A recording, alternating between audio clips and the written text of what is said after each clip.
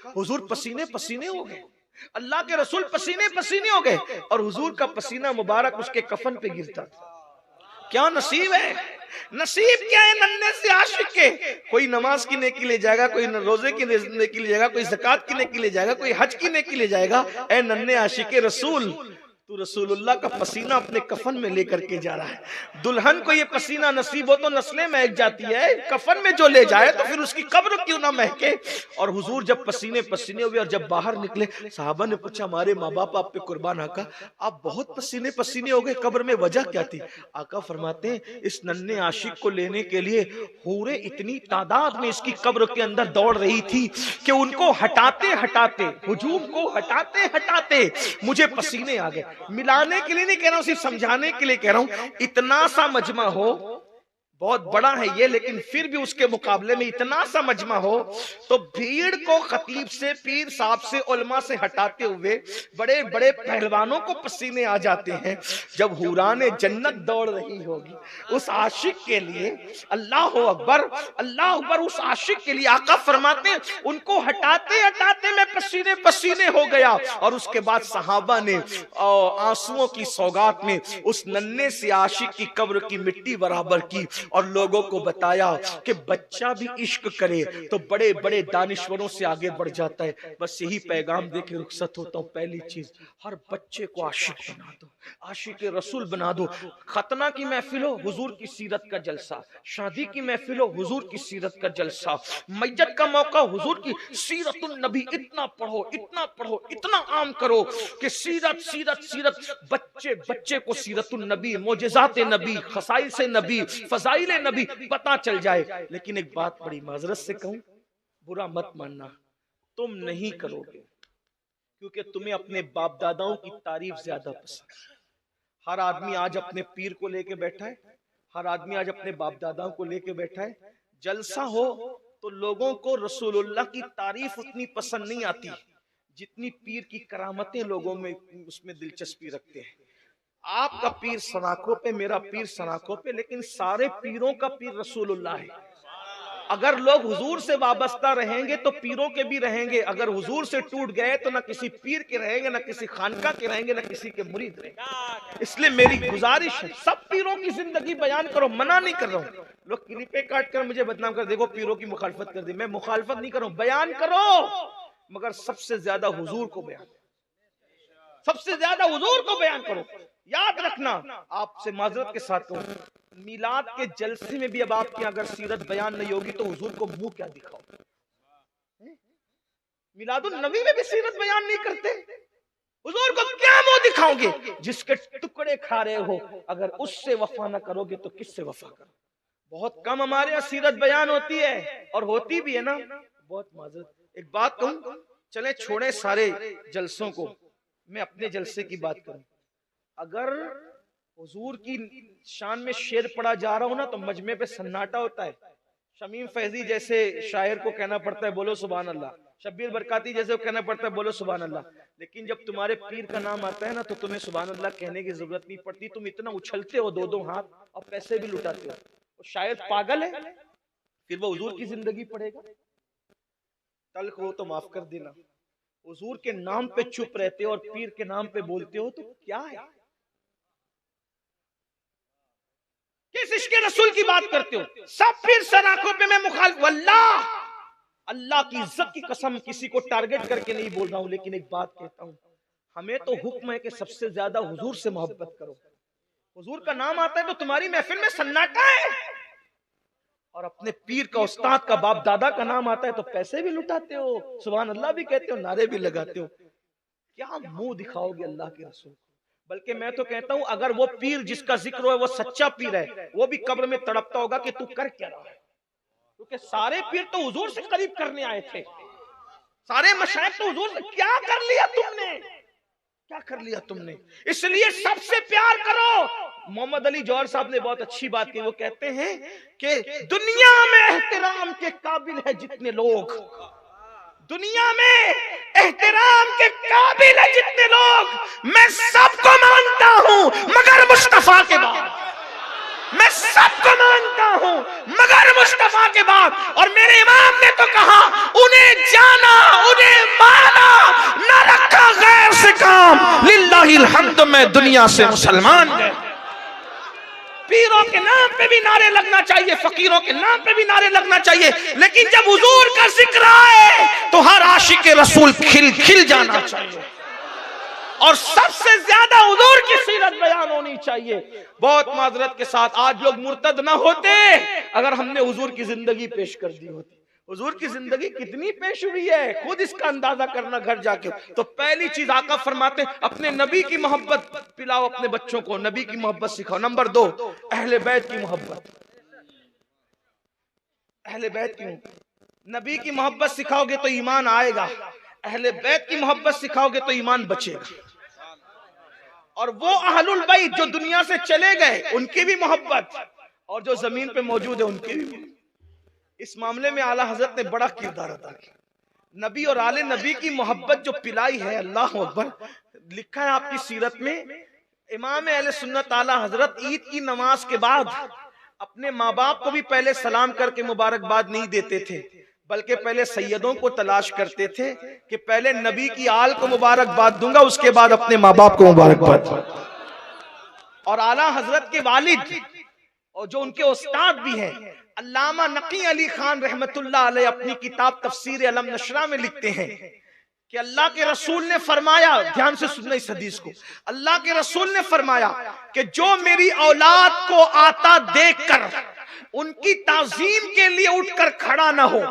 अल्लामा नकी अली खान अपनी किताब में लिख रहे हैं हदीस पाक, जो मेरी औलाद को देखकर उनकी ताजीम के लिए उठकर खड़ा ना हो, अल्लाह उसको लाइलाज बीमारी में मुब्तला कर देगा। अल्लाह उसको लाइलाज बीमारी में मुब्तला।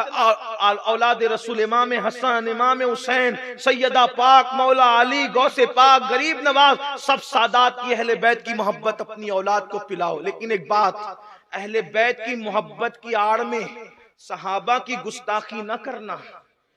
अहले बैत की मोहब्बत उसी वक्त काम आएगी जब ताज़ीम खुलफाए राशिदीन के साथ, ताज़ीम असहाब के साथ होगी, इसका ख्याल करना। एक आखिरी बात अर्ज कर दूं इस सिलसिले में, लोग अहलुल बैत के लिए कुछ छोटा दिल रखते बाज लोग, और जब महफिल में नारे हैदरी लगता है तो उनको ऐसा लगता है कि क्या हो रहा है, क्या हो रहा है, ये लोग राफजी तो नहीं हो गए। मैं कहता हूं अली अली करने से कोई थोड़ी राफजी होता है, सहाबा की गुस्ताखी करने से राफजी होता है। बल्कि आका ने फरमाया जिक्र अली जुन इबादा, अली का जिक्र इबादत है। लेकिन फिर कहता हूं जिक्र अली करो मगर ताज़ीम सहाबा के साथ, खुलफाए राशिदीन के एहतराम के साथ, इसका ख्याल करना। कुछ लोग ये भी कहते हैं अरे वो फला खानका के लोग सैयद नहीं है, वो फला, ये आजकल ये बड़ा तमाशा चला हुआ है, नसब पर तान करना, एतराज का। आपके पास क्या तहकीक है इस पर? एक बात कहना चाहता हूं, सिर्फ एक बात, जो कह देना मैं सैयद हूं, मान लो अगर वो झूठा है तो हुजूर की शफाअत से खुद ही महरूम रहेगा, जहन्नम का कुत्ता खुद ही बनेगा। आप अपनी जिम्मेदारी पूरी कर लें, आपको तहकीक करने की जरूरत नहीं। हाँ, लेकिन कोई वाकई आपके सामने ही बनाओ, आपके पास सबूत मौजूद हो, फिर उसे न मानो। इस सिलसिले में सिर्फ एक बात अर्ज करके बात पूरी करता हूं, ध्यान से सुनो। कुछ लोग तो ये भी कहने लगे कि हिंदुस्तान में कोई सैयद नहीं है। कुछ लोग इतने गंदे जुमले भी अब आ गए हैं कि हिंदुस्तान में गरीब नवाज के सिवा कोई सैयद नहीं है। महबूब इलाही फिर कौन है? मखदूम अशरफ जहांगीर सिमनानी कौन है? साबिर कलियर कौन है? आप बताएं तो सही। सरकार बख्तियार काकी कौन है? सरकार बंदा नवाज गेसू दराज कौन है? लेकिन बात याद रखना, जुमला तल्ख हो तो माफ कर देना, असल में नबी की आल की तौहीन और गुस्ताखी वही करते हैं जिनकी मां नेक नहीं होती।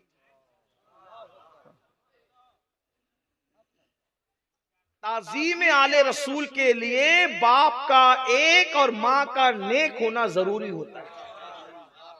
अगर समातों में बार ना हो तो एक जुमला कह के आगे बढ़ जाओ, जो चंदे से पैदा होते हैं फिर वो रसूलुल्लाह की आल का हक नहीं मानते।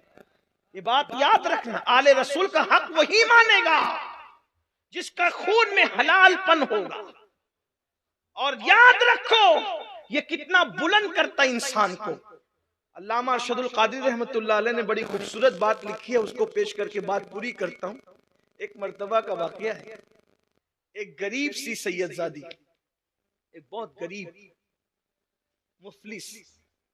मुफलिसी ने घर देख लिया था, गरीब थी, हालात की मारी, हालात की सताई हुई, बच्चियों को एक जगह पर रुकाया, दुपट्टे फट गए, कपड़े फट गए, पहनने के काबिल नहीं थे।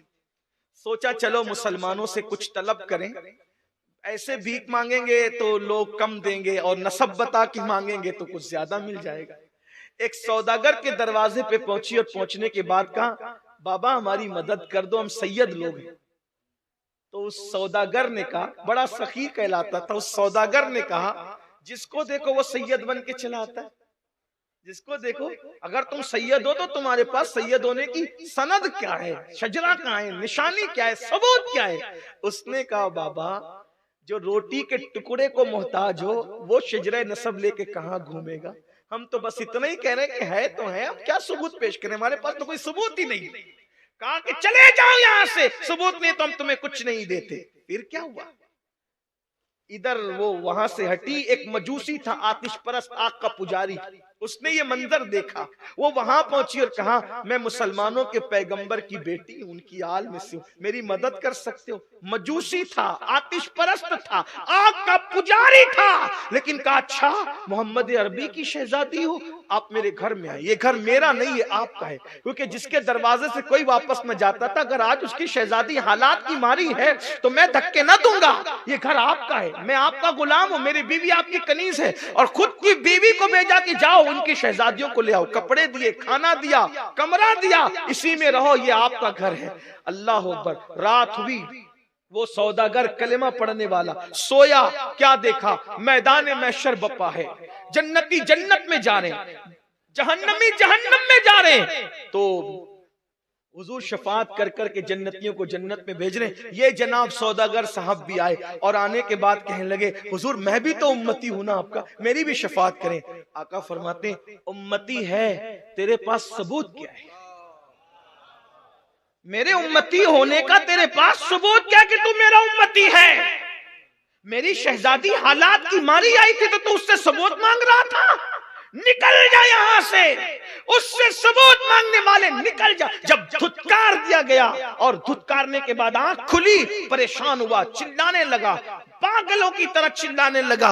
और फिर जब नौकरों ने, खादिमों ने, घर वालों ने कहा क्या हुआ, तो सारी दास्तान और रुदात बताई। और जब रुदात बताई तो फिर क्या हुआ, कहा ढूंढो उस शहजादी को, सैयदजादी को। जब ढूंढा गया तो किसी ने बताया कि मजूसी के दरवाजे पर गई थी आपके बाद। मजूसी के दरवाजे पे सुबह को पहुंचे तो क्या कहा, हक से, तुम काफिर हो, तुम मजूसी हो, हम मुसलमान हैं, नबी की आल पर हमारा ज्यादा हक है, इसलिए शहजादी वापस करो, हम अपने घर ले जाएंगे। और मजूसी ने कहा, आई थी तो धक्के दे करके भगाया है तुमने, और आज लेने आए हो, और फिर उसके बाद रात धुतकारे गए हो, तो अब तुम्हें सैयदजादी की हमदर्दी आई है। तो उस मजूसी से कहा, तुम्हें कैसे पता कि धुतकारे गए हैं? कहा, जिस ख्वाब में तुझे धुतकार के भगाया जा रहा था, उसी ख्वाब में मुझे कलेमा पढ़ा के कहा जा रहा था, मेरी आल की खिदमत की है, कलेमा पढ़ो और जन्नत में अपना ठिकाना दे।